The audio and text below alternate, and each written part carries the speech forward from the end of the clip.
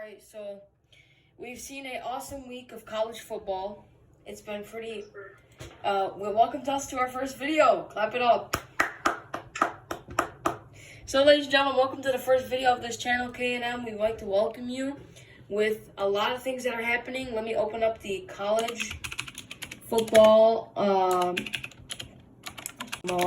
games. From what week are we in, Camille? Let's go over everything that happened. So the first game we had was Mississippi versus Mississippi State. Ole Miss versus Mississippi State. So a lot of things happened in that game. It was pretty good. Let me look at play-by-play. I didn't actually watch this game live, but as you know, everybody was watching. You can see that by first downs, it seems that Mississippi State actually had more first downs than Ole Miss. Third down efficiency, 11 out of 18 for Ole Miss. Ole Miss just performed amazing against Mississippi State, which brings Ole Miss brings it up to 10-2. They had 1 out of 3 though on fourth down, which Mississippi had more, but kind of cancels them out because Mississippi had 2 and 4. Well, the other Mississippi had 1 and 3.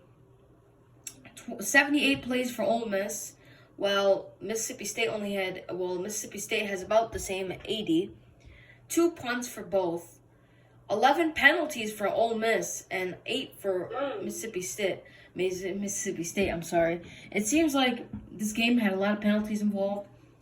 Obviously, at the end of this of the show here, we're going to predict the rankings, the top 25 rankings for the college football landscape on ESPN. But obviously, that will be at the end. 1 interception thrown by Ole Miss, Mississippi State with no interceptions. Ole Miss had the time of possession, 30 minutes possession for Ole Miss. Mississippi State about the same at 29 minutes. So this game was definitely a pretty good one. We've seen a lot, but final score, Ole Miss 31, Mississippi State 21. All right, so next one we have Bo State versus San Diego State. Now, I'm not going to go over this game too much because obviously these two teams have been pretty good. San Diego actually has a chance of making it to the CFP, but from up to this point, not much happened in this game. San Diego State outclassed Bo State 27-16. Moving on to the next game, Iowa versus Nebraska. A very well-battle action type of game. We've seen a lot. Nebraska actually almost beat Iowa, that was surprising. Nebraska decided to put up a fight in this game. 18 first downs for Nebraska, 19 for Iowa. It went into overtime, I believe. Yes. Didn't it? No, it didn't. It didn't go into overtime, I don't believe. Yeah, it didn't, because it ended in the fourth quarter. Obviously, we didn't watch this game either because we were all watching. 4 punts by Nebraska. Oof. Dang. Both of them threw an interception, so. All right, so it's looking pretty worse, and we got Cincinnati versus East Carolina. Now, I'm not going to go over this. Cincinnati destroyed East Carolina 35-13. Yeah. Now we move on to... Next is Michigan State versus Penn State, and it was the close game. Actually, it was going back and forth, Penn State, Michigan State, and then they ended up going into overtime 27-27. But Michigan State kicked the field goal. It's good. Michigan State beats Penn State 27-30. Obviously, we all know what the last game we're going to cover is, but before we move on to Ohio State versus Michigan, let's go to Texas Tech versus Baylor. Baylor did an amazing job stopping Texas Tech in a... Their defense was amazing. Yeah, and it was a pretty heartfelt game. Baylor is showing themselves this year to be one of the top teams. They are ranked number 9. Alabama versus Auburn. Now, this game was absolutely amazing. Well, I don't say it like it was amazing football, but just to see Auburn almost come out with the victory once again in the Iron Bowl. 4 overtimes. Let me repeat that. 4 overtimes. 4.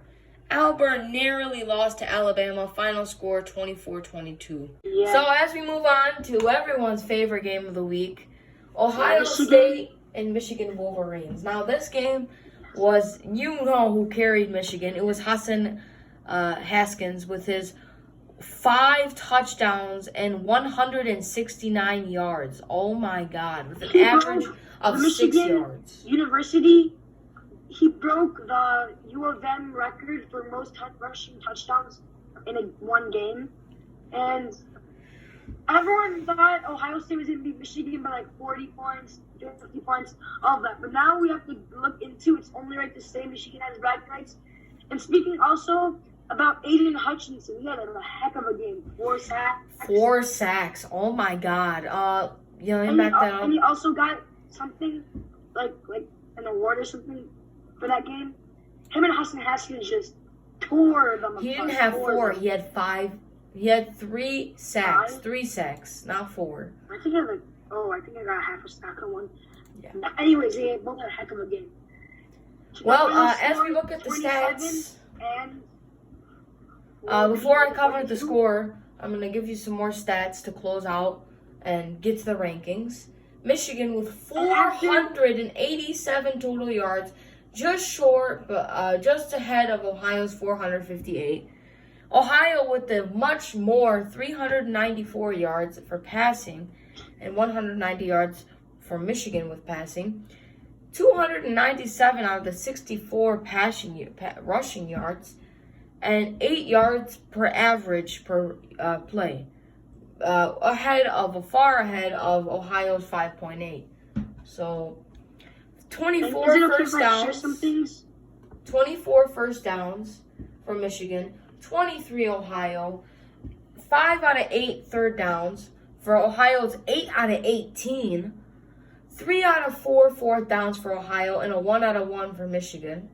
Total plays 79 for Ohio, Michigan with 61. 4 punts by Ohio. I don't even remember the 2 punts that Michigan did.